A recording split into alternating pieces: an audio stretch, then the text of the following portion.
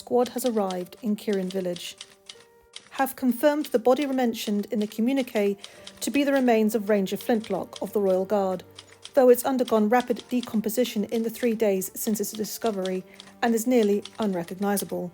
May be impossible to have transported back to Canterlot intact in its current state. The Earth pony male mentioned to have been found with the body, confirmed as being Professor Green, had disappeared the previous night when most of the locals had turned in.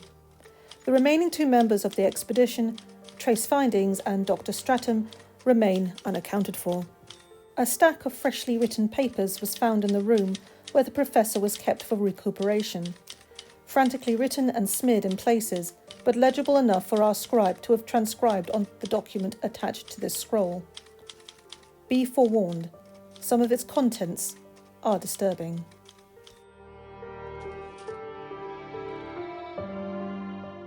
To whoever reads this.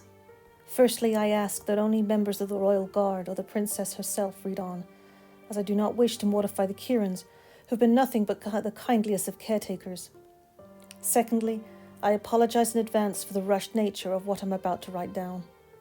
I fear the gnawing in my psyche will thwart any attempts at a more thorough recounting. Plus, I feel it best to leave some details vague, so that no one may retrace my steps. I only want to impart as concise an account of what I experienced while I still can, so as to grant some closure to my peers and dissuade the interests of anyone damned foolish enough to seek their own answers. I pray that I'm successful, in achieving the latter at least. To start, my name is Conifer Green, Professor of Wildlife Studies at the University of Baltimore. Some 2 months ago, I had received a personal invitation from Princess Twilight Sparkle to join an expedition to chart and survey the unexplored areas of the peaks of peril surrounding the Kieran village. I was offered the position of team naturalist, and naturally I accepted without much consideration, believing a royal commendation would easily get my research published in any scientific journal of my choosing. Far too often one's downfall is bought through slightest hubris. After settling my affairs at home, and with the school I made for the Kieran village, which was to serve as the starting point of the expedition, it was there that I met the other 2 specialists that made up the team, Trace Findings, a Pegasus archaeologist from Winnipeg, and Dr. Stratum of the Manhattan Geological Society, a rather stoic unicorn by the name of Flintlock, who was also to join us as an escort, being a ranger of the Royal Guard. Our excursion was to last a week at most, and keep us in relatively close distance to the village, so I'd thought an escort would be unnecessary. The very night before we struck out, Miss Findings, Tracy as she preferred being called, went so far as calling it a camping trip. I shudder in remembering how easily I chuckled at that statement. Utterly ignorant of the depths untouched by the lights of both sun and society we were to inadvertently plumb. Having spent 3 days preparing supplies and planning our route, the 4 of us bid our gracious host farewell under a promising warm late spring morning. For the first 2 days, Tracy's prediction appeared spot on. Fair weather, refreshing breezes, and a surprising lack of pestering insects. She spent much of our hiking periods riding the updrafts high above us, and Stratum and Flintlock took to whittling during our downtimes. I primarily stuck to cataloguing for amusement. I still conversed with the others at intervals. Tracy was particularly enjoyable to talk with, being as keen and lively as some of the students I taught. She admitted to basing some of her aspirations off her fillyhood hero Daring Do, and while the prospect of finding lost ruins seemed marginally slim, she remained optimistic all the same. It was the 3rd day when our foray took a grim turn. Shortly past noon, the air abruptly grew heavy as thick clouds of grey rolled in without warning. Suddenly a torrential downpour fell upon us, as though Niagara Falls had opened up overhead, threatening to wash us clear off the mountain face. Luckily, so it seemed then, Tracy had spotted an outcropping in the near distance earlier, and immediately we galloped through the pelting rain, practically blind. Against all odds, we avoided any trips or collisions, and eventually made it to the outcropping, which turned out to be the mouth of a large cave. We stumbled in, thoroughly drenched, and most of the supplies lost or ruined, but very much alive. Unfortunately, the tempestuous winds kept driving the rain inside, forcing us to go further inward to escape hypothermia. We ventured some 30 yards before discovering a round, fairly smooth tunnel opening at the back. Even more surprising were the set of time-worn stairs embedded into the tunnel floor that went downwards in a gentle, gradual slope.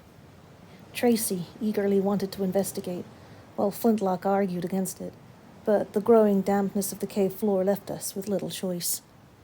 By the light conjured by Stratum and Flintlock we descended, Flint in the lead in case of possible dangers. Some distance down, the tunnel steadily widened, and after coming around a bend, we were met with an incredible sight. Two massive, conical rock formations ran along the length of the tunnel walls at an angle, forming a slanted arch that looked to intersect higher up in the darkness ahead. Stratum believed them to be veins of calcite, though it may have well been ivory with how its stark whiteness practically radiated against the darkened brown and red of the tunnel walls. The curvature and angles of these formations struck me as inexplicably familiar, though from what I couldn't say. We then took notice of a soft rustling sound further ahead, like coarse cloth being lightly dragged across a surface. Feeling it better to confront this unknown factor as opposing to letting it come to us, we continued under the remarkable yet unsettling archway and into the greater darkness beyond.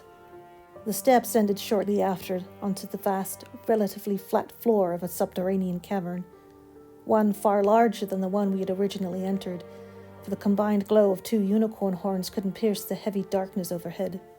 Flintlock then noticed faint traces of light beyond our own sphere of luminescence, but we only made it a few yards toward investigating them when a figure strode out from the dark. To our surprise, it was a zebra that had approached us, black stripes terribly faded and the pupils of their eyes bearing a milky hue, wearing a cloak made of some fabric that glimmered in our light like gossamer. Flintlock immediately addressed them, and the zebra replied by raising a forehoof and waving it about, making dips and bends in a mechanical fashion. It took a moment to realize they were using sign language, at which point Stratum stepped forward and began making similar motions with his own hoof, a skill acquired from growing up with a deaf sister, he told us. As the two communicated, more figures approached us, over a dozen, all of them with the same paled eyes and wearing the same curious fabric as the zebra. They included members of the 3 pony races, some donkeys, 2 buffalo, and a griffin. I found it curious that there were a fair number of winged species, yet no diamond dogs. Certainly would have fit in with those dark, earthen environs. Stratum was only able to learn that these cave dwellers were a naturalist commune that had taken a vow of silence and nothing more. No explanation of their practices or even how long they'd been there. However, he was able to explain our plight, and the zebra answered they would be willing to provide us shelter and accommodation until the storm passed. In spite of Flintlock's misgivings, the rest of us accepted the offer and were promptly led over to a great span of empty floor to the back of the cavern. There we found a cluster of huts set in a kind of semicircle, all made from sturdy stone blocks and roofed in that glimmering material, and an awfully dreary sight before our conjured light. A wide space was left in the center of the hut formation, where a spade-shaped stalagmite protruded from the wall. Tracy said it reminded her of a stone sculptures she saw during a college trip in the southern deserts, although this one didn't appear carved or chiseled. For me, it caused another pang of bemused familiarity in my subconscious. Our hosts treated us to what few amenities they had. A small fire was lit to warm us and allow Stratum and Flintlock to rest their horns, while one dweller bought us some spare cloaks, which proved to be of exceptional quality. Though crudely mended, the material was as soft and comfortable as silk, yet thick like wool. We were then served bowls of a kind of cold, mushroom-laden stew that bore a vibrant though dubious coloration. Me and my colleagues took light sips so as not to offend our hosts, discovering an incredibly sweet and warming flavor, like tasting a spoonful of the finest, freshest honey.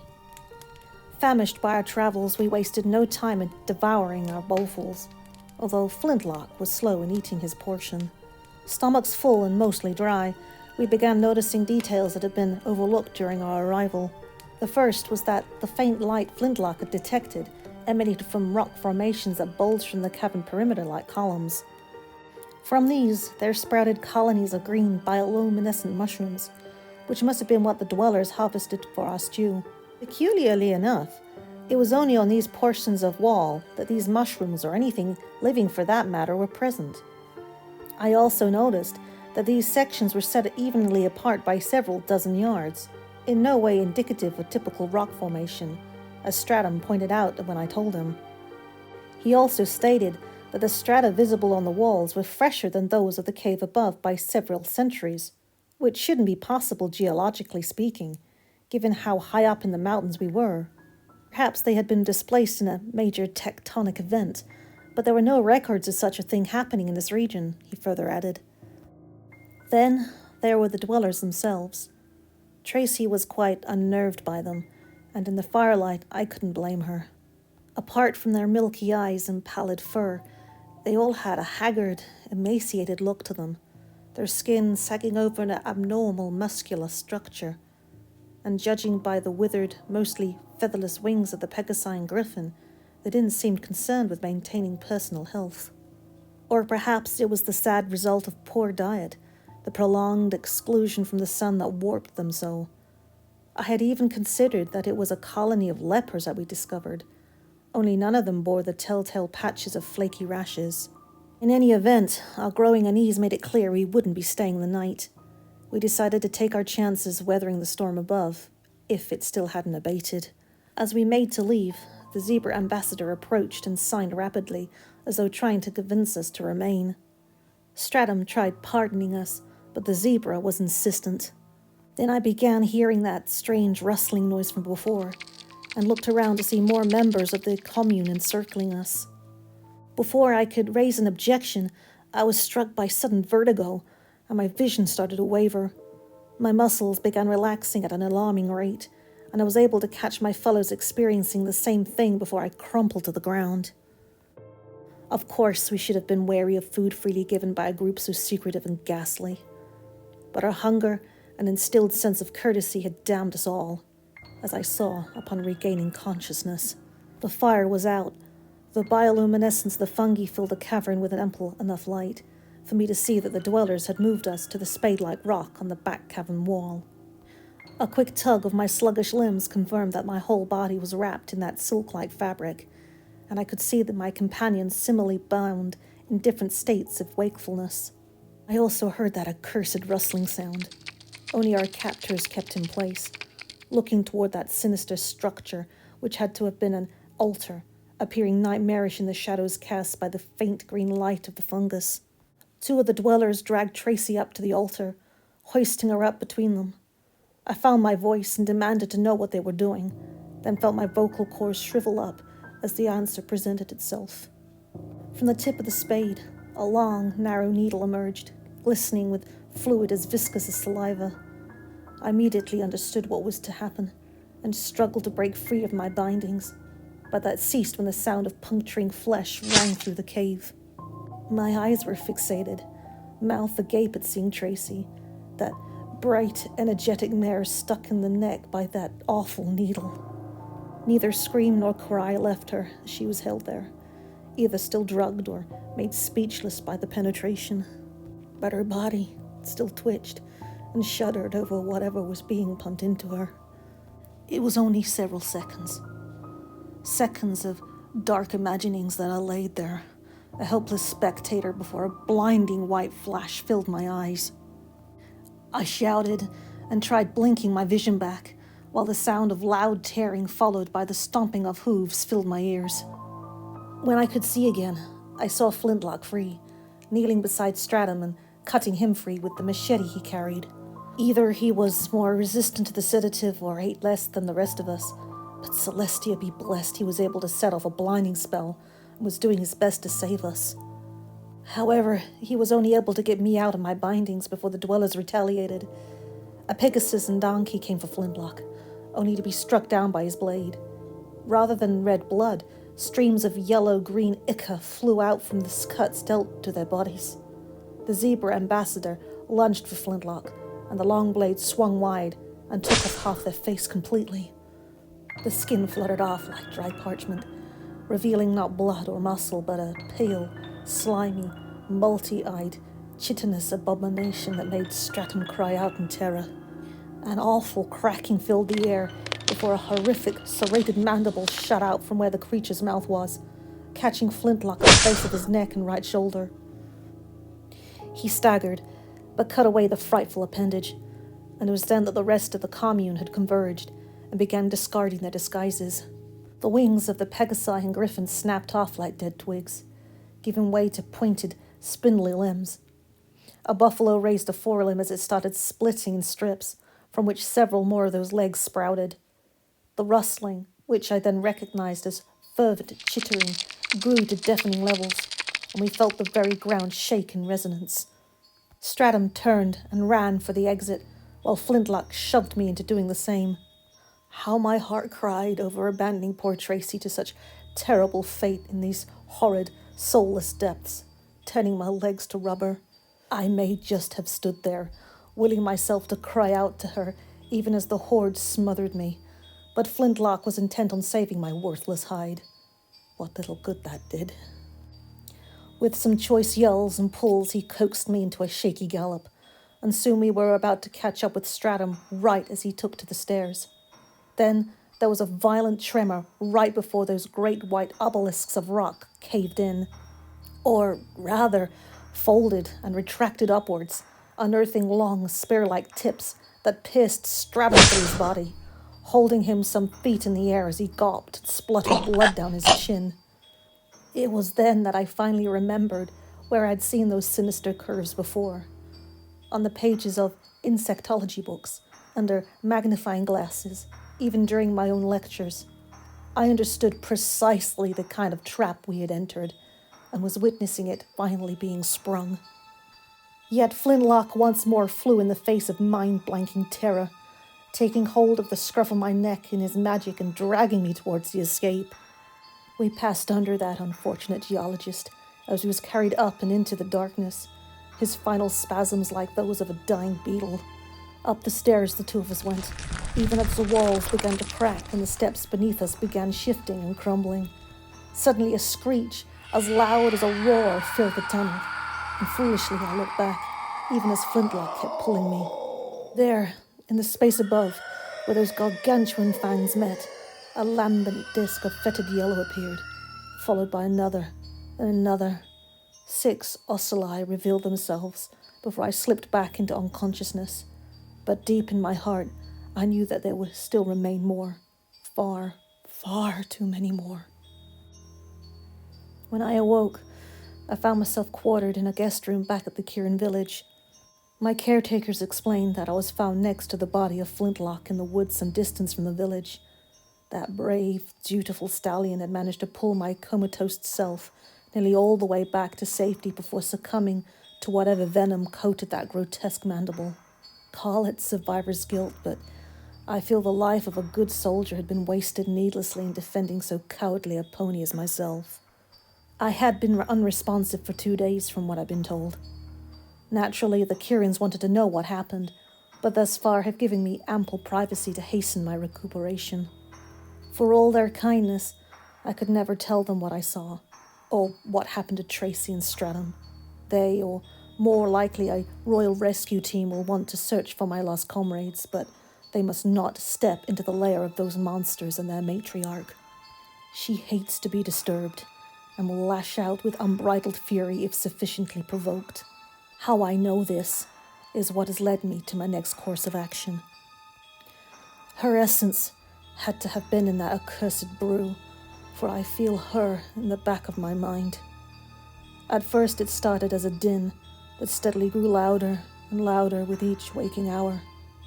It's only now that I recognize it as the same chittering from the darkness, and I'm beginning to understand it. I fear in the little time I will be fully under her thrall, my very mind stripped, my shell of a body dangling by the string of her will, either to lure others to her den or serve as a beacon to potential hunting grounds. Hence why I must flee from all civilization while I remain Conifer Green. Whether I manage to take my own life or become her latest servant, I cannot say.